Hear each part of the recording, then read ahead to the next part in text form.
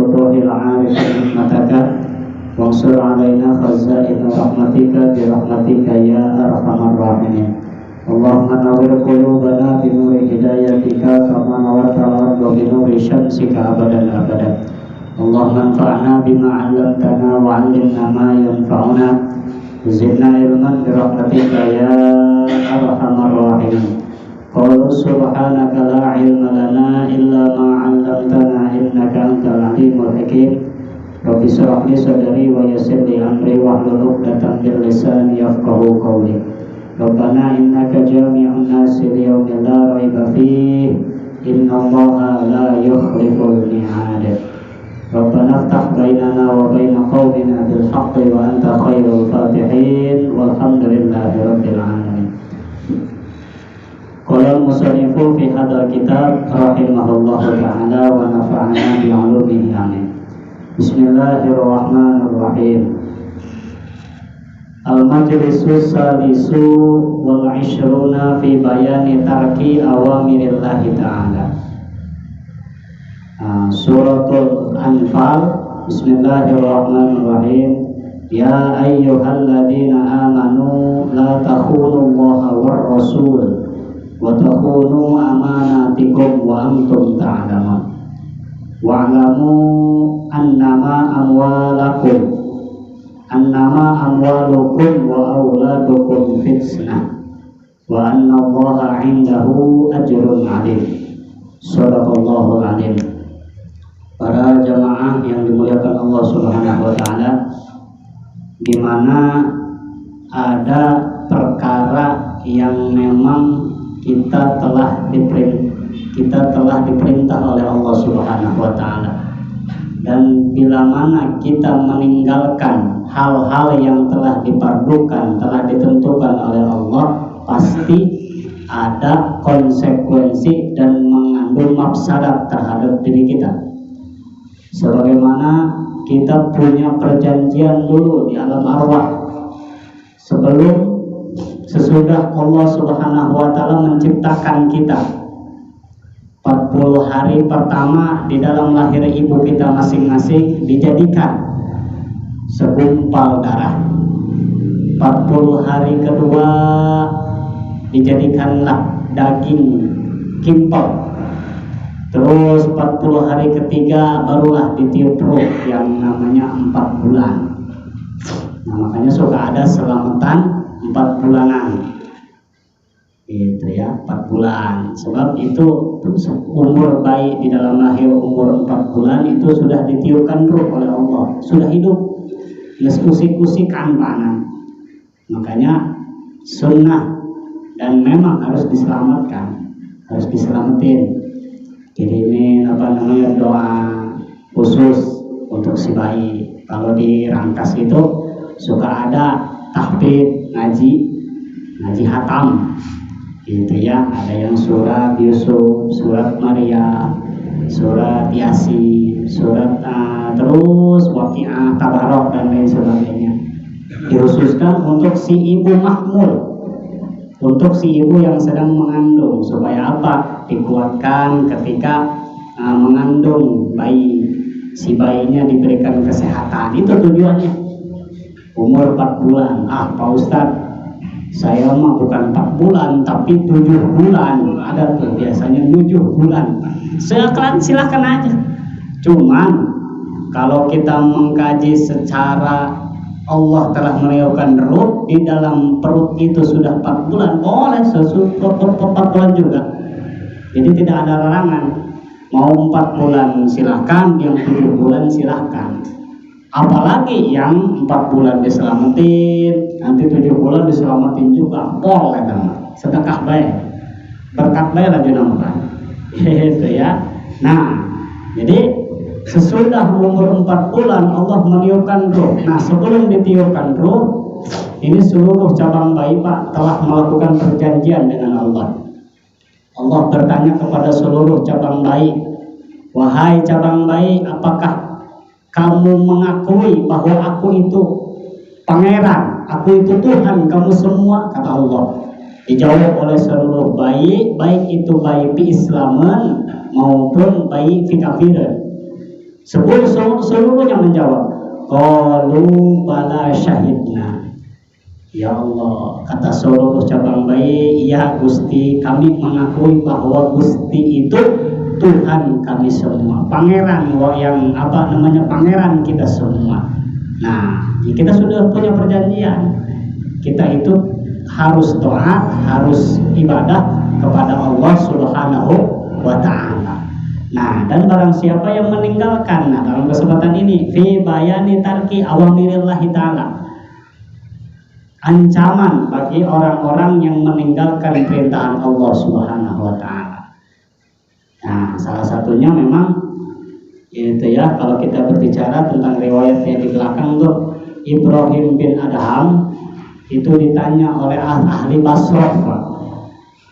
Ditanya oleh ahli Basrah, Ibrahim bin Adham seorang ulama besar, lewat ke satu kampung, itu Ibrahim bin Adham ditanya, wahai Aba Ishak, kata sekerumpulan orang, itu orang-orang itu memang berada di Aswaq, sedang berada di pasar. Ditanyalah Ibrahim bin Adham, ya Aba Ishak, Allah, kami mendengar, kami sering ngaji, kami sering dengerin kalam ilahi, bahwa kata Allah, ud'uni astajib lakum, Allah itu akan mengijabah doa-doa hambanya. Gerang doa baik, udah ngedoa aja kamu semua terhadapku, astajib lakum, maka pasti aku akan ijabah, kata mereka.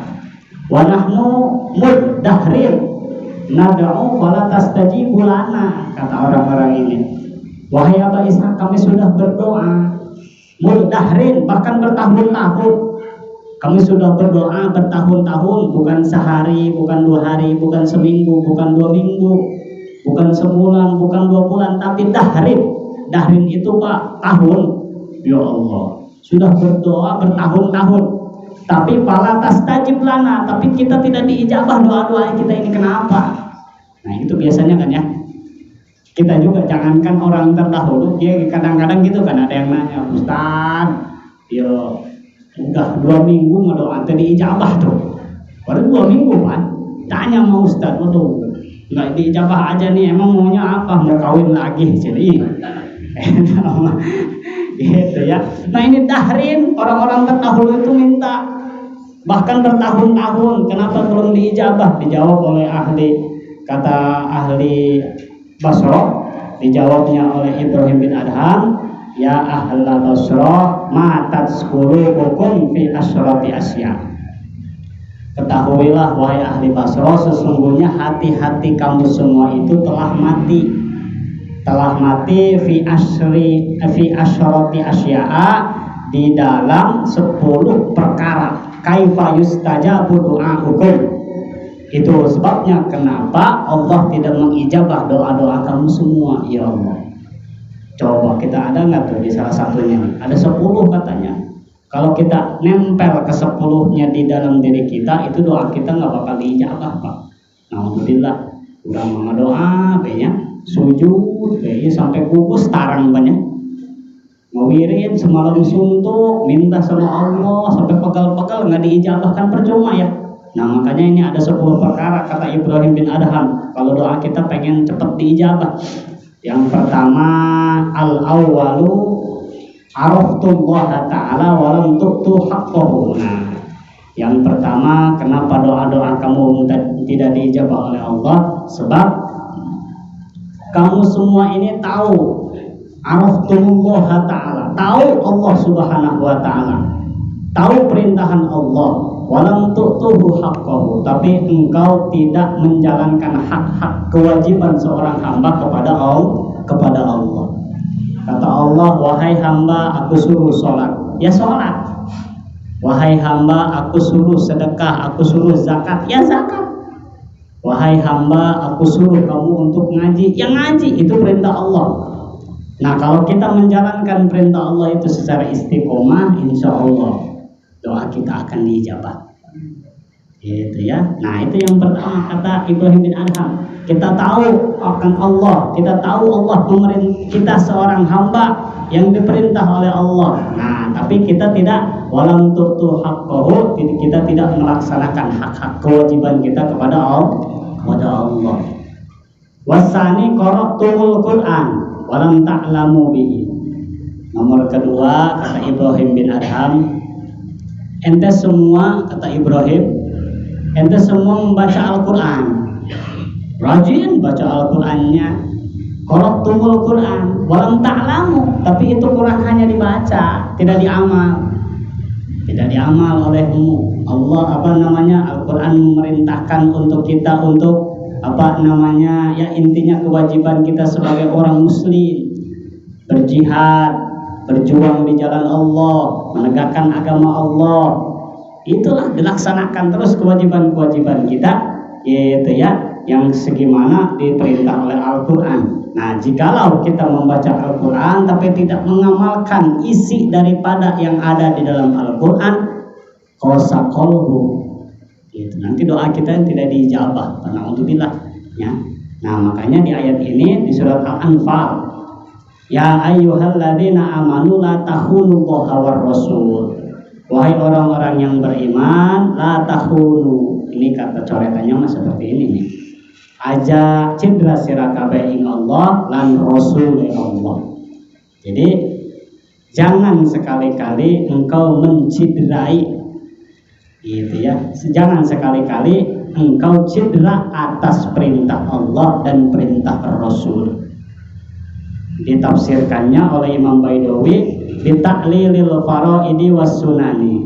Tegasnya melalawora, menganggap enteng perintahan Allah, tegasnya fardu dan sunnah. Ya Allah, ternyata dijelaskan sunnah juga. Itu perkara sunnah ternyata jangan dianggap gampang, Pak. Itu sunnah kan yang telah diturunkan oleh Nabi. Nah, ya Allah, kalau kita mengkaji secara detail itu kesunahan. Kalau kita meninggalkan ya, i'lam ana ta'tila sunnati tarkulaha. Kita taktil di sini adalah meninggalkan, menganggap enteng. Cukup fardu aja, sunnah mah udah dapat ini. Nah, itu sama, menganggap enteng. Bahkan sampai tarkilah, meninggalkan. Udah, yang penting wajibnya aja, nggak ada sunnahnya. Malas ngelaksanainnya. Nah, untuk seorang semacam ini, dia tidak akan diberikan kualitas nikmatnya untuk beribadah kepada Allah. Sebab orang yang telah melaksanakan fardunya, sunnahnya, nah insya Allah akan diberikan kenikmatan di dalam ibadah. Nikmat ibadahnya juga, Pak, tidak kerasa berat. Tapi coba, kalau hanya melaksanakan fardunya doang, ini khawatir nanti hatinya itu tergelincir, akan terjerumus akan godaan iblis. Gimana godaan iblis? Ini kan iblis kalau kita buka syafatul qulub, Pak, itu iblis akan mencari celah ke dalam hatinya seorang manusia. Ciples seperti kita ingin masuk satu gedung yang sangat bagus, ingin masuk ke situ, tapi gak bisa masuk. Di arahan ban kurang kita. Gak bisa masuk depan lewat belakang, gak bisa belakang lewat pinggir, lewat mana, terus sampai bisa masuk. Iblis pun seperti itu, Pak, ingin memasuki hati manusia, terus nyari celahnya nih, gimana nih dia bisa bisa dimasukin nih sama gua nih, kata iblis. Nah, makanya untuk orang ini, dia rajin melaksanakan sholat fardunya tapi tidak dibarengi dengan sunnah. Nah, ini takutnya terkena godaan iblis sehingga akan timbul rasa malas. Biasanya ini yang sholat fardu doang nih, nggak pernah sholat sunnah. Biasanya awal waktu gitu ya, biasanya udah adzan langsung ke tempat sholat. Ini mah gara-gara dia tidak merajinkan sholat sunnah, dengar panggilan Allah, untuk gerak sholat, lalu orang baru juga adzan ini. Nah, itu biasanya, Pak. Biasanya tidak orang yang tidak melaksanakan sunnah, bahkan mengakhir-akhirkan gitu ya. Umpamanya waktu dohor adzan jam 12 kurang, udah adzan gerowok-gerowok di masjid gitu ya. Bahkan si imam udah takbiratul ihram yang pertama, itu orang belum menuju ke tempat sholat. gitu ya. Sholat jam berapa? Jam 2, bahkan setengah 3, ya Allah. Nah, gitu ya. Nah itu apa sebabnya? Sebab itu orang tidak melestarikan kesunahan yang telah diperintah oleh Nabi. Apa contohnya? Rawatib, qobliyah, ba'diyah terus. Nah ya, kalau kita mengkaji fikih kan hanya waktu yang tidak disunahkan untuk sholat sunnah itu ba'da sholat asar dan ba'da subuh, itu nggak ada. Tapi dengan catatan hanya sholat sunnah. Kalau kita mempunyai qada sholat tidak terhalang oleh waktu, silakan gitu ya, silakan. Kalau kita punya qada sholat tidak terhalang oleh ba'da asar, tidak terhalang oleh ba'da subuh, kalau kita punya qada. Nah dilanjutkan, wa takhulu amanatikum, dan jangan juga engkau mencederai pirang-pirang amanat sira kabeh kepada amanat-amanat yang telah diberikan oleh Allah. Nah kalau kita mengkaji amanat Pak, ini jauh surahannya, nanti ke depan kita diceritakan. Khususnya di ayat ini Allah ceritakan amanat, yaitu amwalukum wa auladukum.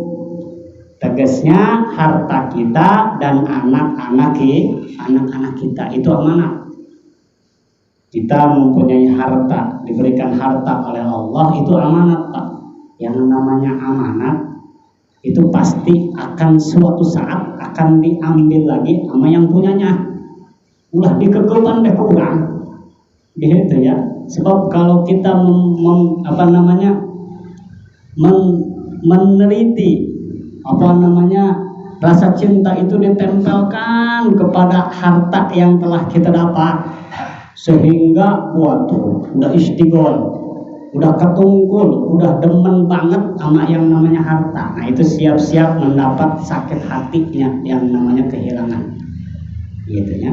Makanya kalau mau enak itu Pak, kata Jainuddin MZ itu kalau tidak salah ya, hidup itu kalau yang paling tenang, yang paling enak itu hidup model tukang parkir sebenarnya. Lihat coba tukang parkir Pak, di pasar, di minimarket, di mana.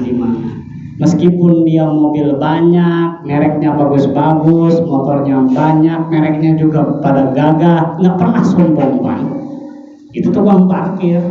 Nah coba aplikasikan di kehidupan kita tuh, gitu ya. Punya harta, ya jangan sombong. Punya jabatan, ya jangan sombong. Sebab itu semua amanat. Jangan sekali-kali punya harta, jangan ulahkan lagi banyak karena sederhana lewat lebih tinggi daripada orang lain. Udah sombongnya bukan main banyak. Ya Allah, sombongnya sampai apa tuh?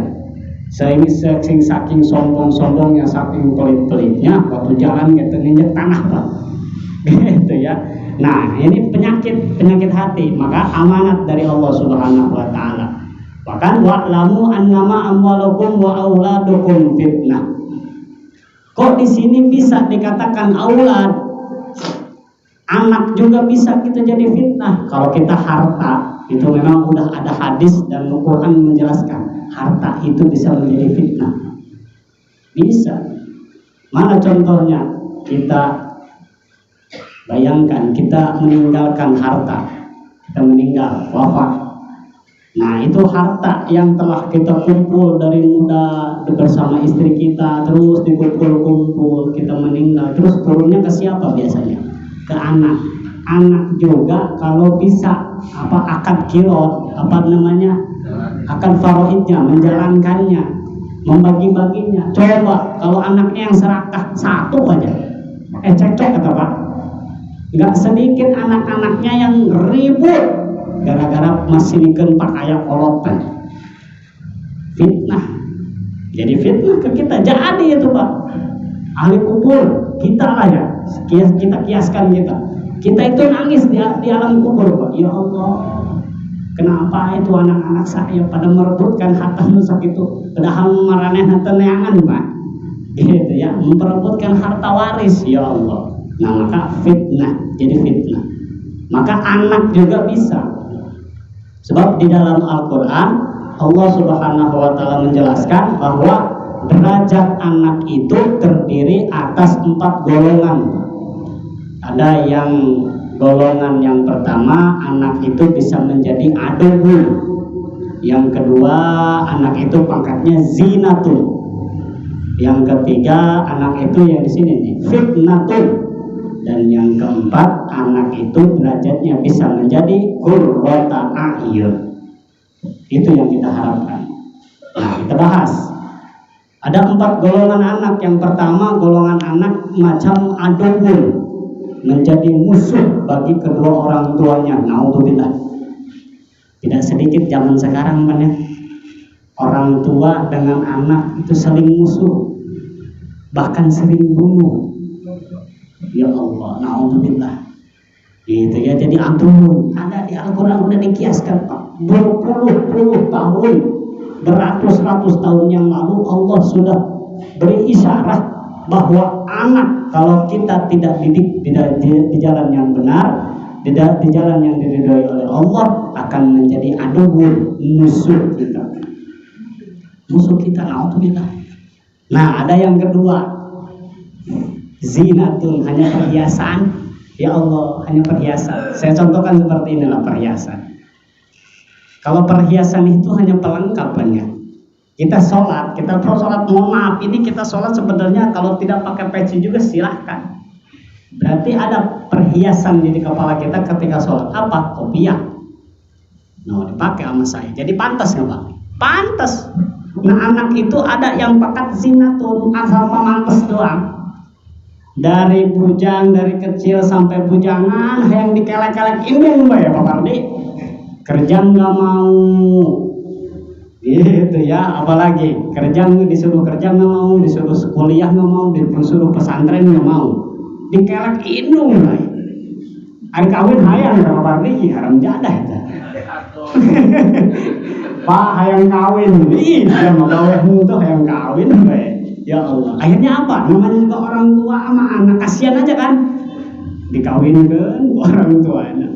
Ya Allah, benar mau kerja enggak? Akhirnya apa? Aduh nimbrung, enggak misah, masih nyatu sama orang tuanya, masih bersatu sama orang tuanya, numpang makan di situ. Akhirnya nambah anak, namanya itu nayo. Gitu ya, zinatun, hanya perhiasan. Apa perhiasan? Ente punya anak, punya berapa? 1 tuh si anu tuh. Hanya ditanya punya anak 1 tuh si anu. Tidak ada manfaat, zinatun. Hanya perhiasan, hanya merek anak. Ya Allah. Mana lagi? Ada yang ketiga, lebih bahaya, fitnatun. Dijelaskan oleh Allah. Ada anak yang pangkatnya fitnah, menjadikan fitnah terhadap diri. Kalau tidak salah kita pernah jelaskan ini Pak. Ada 1, tidak sedikit lah zaman sekarang yang orang tuanya ahli ibadah, tidak tahu pergaulan anak-anaknya di luar seperti apa karena tidak ada koneksi antara orang tua dan anak. Dikepar oleh anaknya. Ya Allah, ini padahal orang tuanya rajin sholat, rajin ke majelis, rajin berkumpul dengan orang-orang soleh. Tidak sedikit Pak, mohon maaf, nggak ada di sini makanya di Kampung Jawa Malaya. Nah, suatu ketika satu malam lagi tidurnya lagi nyenyaknya tidur setengah 2 malam, ini rumahnya diketok Pak sama polisi. Tok tok tok, assalamualaikum, permisi Pak, selamat malam. Waalaikumsalam. Iya, ada apa Pak? Ada polisi malam-malam kesini, ada apa? Bapak benar punya anak namanya Rudi dijual kurangnya. Benar Pak, si Rudi. Kenapa itu ada si Rudi? Maaf Pak, itu si Rudi sekarang sedang ada di kantor. Dia ikut tawuran dengan segerombolan orang-orang yang lain. Jadi fitnah. Padahal kita ahli ibadah, anak kita suka ikut tawuran. Naudzubillah lagi, anak kita suka ibadah, anak kita maling motor. Ya Allah. Di polsek Pak, karena anak bapak tadi sesudah tawuran terus mencoba untuk menyolong motor, itu marah cenduk. Akhirnya disamperkan Pak. Gimana tanggapan orang tua itu di situ? Memusuhi? Rasa kasih sayang orang tua mah ada aja Pak. Meskipun sama orang lain dicela, dijelek-jelekin, tapi orang tua sendiri mah terus membela. Udah namanya juga khilaf. Gitu kan, anak ngebela baik.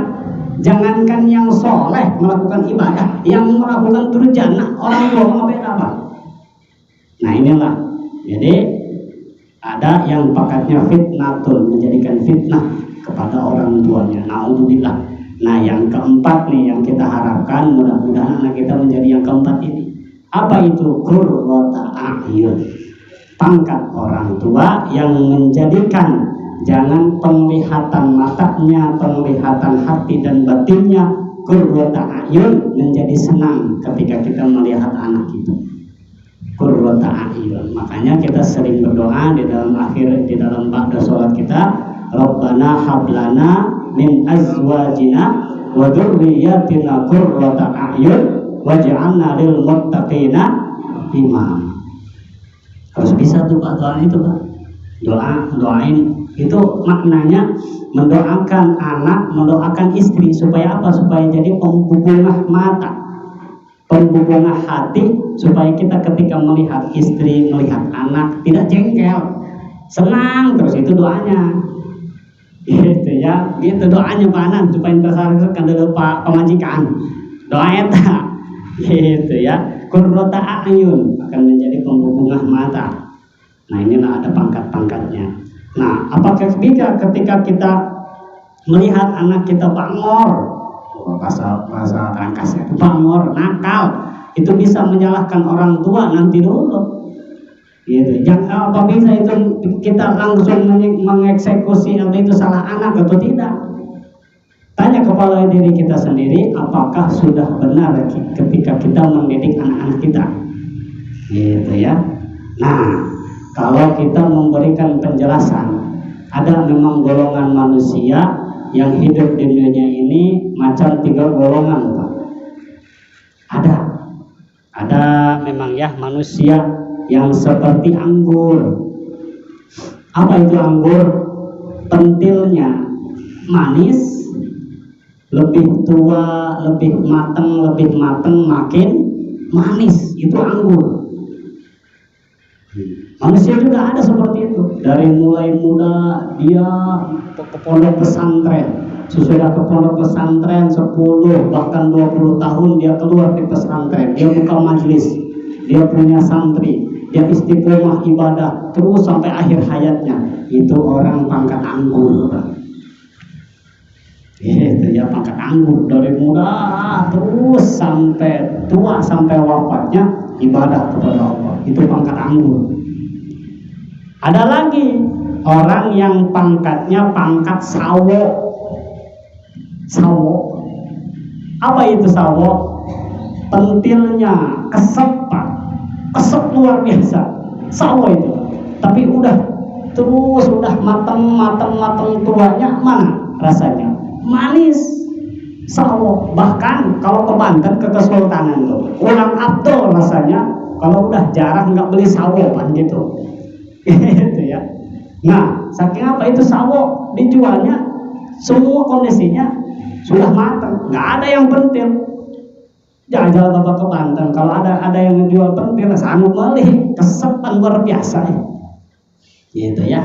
Nah, ada yang udah tuanya enak luar biasa. Nah, itu semua untuk orang seperti apa? Yang mudanya ya bangor, dia nakal, gitu ya, pergaulan bebas, mabokan. Tapi sesudah umur syekh 40 tahun ke atas dia tobat, dia ibadah, dia istiqomah di jalan Allah sampai akhir hayatnya. Nah itu pangkat sawo kata Pak. Gimana, endah atau endah baik daripada pangkat paria. Waduh, paria apa itu? Dari mulai pentil sampai kolot pahit besetama. Ya Allah, mau ditambahin garam panan atau pahit bae eta mah. Mau diolah sebagaimana kopi yang luar biasa pahit bae geus paria. Ada manusia dari muda sampai aki-aki bengek maksiat deh, haram jadah. Belum pernah ingat kepada Allah. Wah, itu sombong bae. Nah, jangan jadi golongan orang seperti pariha, gitu ya. Sekurang-kurangnya tadi dia pangkat sawo. Sebab kalau orang pangkat sawo ini, memang kalau guru sepuh saya katakan, kita memasukkan anak ke tempat pengajian, mau itu dia bisa ngajinya atau nggak bisa, yang penting dapat keberkahan doa daripada guru. Nah, di situ dapat keberkahan doa dari gurunya, meskipun dia di masa mudanya bangor, nakalnya luar biasa, tidak bisa diarahkan oleh kita sebagai orang tua, tapi insya Allah nanti di akhir hayatnya, sebelum dia wafat, dia akan tekun rajin ibadah, Pak. Gitu ya. Makanya ya gampang untuk memasukkan pesantren sampai 10 puluhan tahun, ya gerakin anak kita untuk ke tempat-tempat pengajian. Gitu ya, supaya dapat doa daripada guru-gurunya, dapat keberkahan daripada akhir hayatnya. Nah, inilah. Jadi wa auladukum fitnah wa annallaha 'indahu ajrun 'alim. Nah, dan sesungguhnya Allah Subhanahu wa taala memiliki ganjaran yang sangat luar biasa, ajrun 'adim. Untuk siapa? Liman asara ridallahi ta'ala alaihim. Untuk orang yang yang memilih untuk di jalan yang diridhoi oleh Allah Subhanahu wa taala, tegasnya ibadah kepada Allah, gitu ya, ibadah. Nah, ternyata ibadah ini banyak kan ya. Jangankan yang sunnah tadi, ya jangankan yang wajib, yang sunnah juga itu bisa menjadikan ibadah, karena ditegaskannya oleh ulama as-salafun as-salih, bahkan oleh Nabi, alaikum bisunnati wa sunnatil khulafa'ir rasyidin, ditegaskannya gitu ya, wa sunnatil khulafa'ir rasyidin al-mahdiyyin min ba'di adau 'alaiha bin nawajib. Kata Nabi, hendaknya kamu semua mengikuti sunnah-sunnahku, wa sunnatil khulafa'ir rasyidin, dan sunnah-sunnah para khulafa'ir rasyidin. Khulafa'ir rasyidin itu Pak, sudah Nabi, sahabat Abu Bakar Siddiq, Umar, Utsman, Ali. Nah, itu khulafa'ir rasyidin mahdiyyin min ba'di, sesudahku. Nah, atau 'alaiha bin nawajib. Nah, menjadi melaksanakan kesunahan. Nah, adapun kesunahan itu banyak ya kita jelaskan. Salah satunya memang kalau kita mengkaji tentang ilmu wudhu itu Pak. Itu kan wudhu, kalau kita mau berbicara tentang fardu itu hanya ada 6 anggota kan ya. Hanya ada 6 perkara itu di dalam fardu wudhu. Nah, kalau kita melaksanakan sunnah-sunnahnya, itu sama merapihkan daripada wudhu kita, gitu ya. Nah, ini sedang berbicara tentang wudhu. Bagaimana kata ulama, lau syakal mutawaddi'u fi tatahhuri udwin qabla al-firaghi min wudhu'ihi. Nah, ini kadang-kadang kita wudhu nih ya. Lau syakal mutawaddi'u fi tatahhuri udwin qabla al-firaghi. Kita setengah-tengah wudhu sudah cuci tangan, mulut, hidung, muka, terus ke tangan. Udah tangan, habis tangan, kepala. Ini syaka, mamang, hatinya mamang. Hari tadi tangan ini sudah dibasuh apa belum sih? Kan gitu tuh kadang-kadang, sudah dibasuh apa belum sih? Lau syakal mutawaddi'u Fita tahuri udwin, dia sudah, atau tangan itu tadi udah dibasuh apa belum sih? Atau kita sudah di kaki, tadi kepala, sirah ini kepala udah diusap apa belum sih? Gitu, qoblal firagh, tapi belum beres tapinya ya. Nah, bagaimana menghukuminya? Min wudu'ihi tahharohu, kata ulama, suci. Kalau kita ragu itu Pak, udah di kaki, ingat tadi kumur-kumur apa enggak sih? Nah, kalau sebelum beres, taharahu beres, suci itu di hukumannya. Wa kadza ma ba'dahu, atau sesudah beres mencuci kaki, kita mamang lagi. Tadi udah cuci muka apa belum? Sama, taharahu, suci. Nah, berbeda kalau sesudah, gitu ya. Kalau misalkan walau kana syakku fi niyati lam yuksar aidon alal aujah. Nah ini mah beda. Kalau misalkan dia mang-mang daripada niatnya, ini lam yuksar ternyata. Itu tidak termasuk lam yuksar orang nana ngalebeti ya niat aidon halemani. Berarti itu niat harus diulangi lagi termasuk wudunya. Awas, makanya niat itu penting kan ya. Innamal a'malu binniyat. Udah hampir ke kaki, emang hati. Tadi wudu niat apa enggak ya? Balik ke gas. Balik lagi. Sebab niat tidak bisa lam yuksar, tidak bisa tidak bisa dilebeti, tidak bisa digantikan, harus ulangi lagi. Gitu ya. Itu sedang berbicara tentang wudu. Bahkan termasuk kesunahan-kesunahannya wa yusannu lil mutawaddi'i tasmiyatu awalihi. Disunahkan, kalau tidak salah ini keterangannya di dalam kitab Fathul Mu'in Sarah I'anatul Talibin ya. Nah itu dijelaskannya disunahkan untuk orang yang berwudu tasmiyatu awalihi, membaca bismillah di awalnya berwudu, baca bismillah. Bahkan ditaudkan dulu, a'udzubillahi minasyaitonirrajim, bismillahirrahmanirrahim, sekurang-kurangnya. Kalau kita belum bisa baca Allahumma fatiyadaya mimma asika kuliha, kalau itu nggak bisa itu sekurang-kurangnya baca ta'awud dan bismillah. Sebab disunahkan wa yusannu lil mutawaddi tasmiyatu awwalihi. Nah, wa yusannu liman tarakaha awalu ayatiya biha asna'ahu. Kalau kita lupa di awal tidak membaca bismillah, sunnah dibaca di tengah. Ya Allah. Berarti saking apa? Saking sunnahnya ulama supaya dapat kita ganjaran daripada kalimat bismillah. Tapi bismillahnya bukan bismillah yang biasa. Bismillahi awwalahu wa akhirahu. Kalau udah tangan di awal yang nggak ingat dicuci muka, sudah cuci muka, membasuh tangan, mencuci tangan. Tadi nggak baca bismillah, baca bismillah yang ini, bismillahi awwalahu wa akhirahu, supaya dapat kesunahan.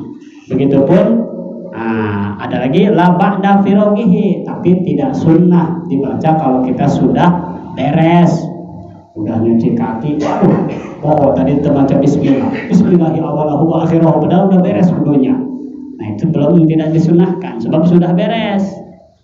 Wa kadza fi nahwil ukli, termasuk makan, wasyurbi, dan minum.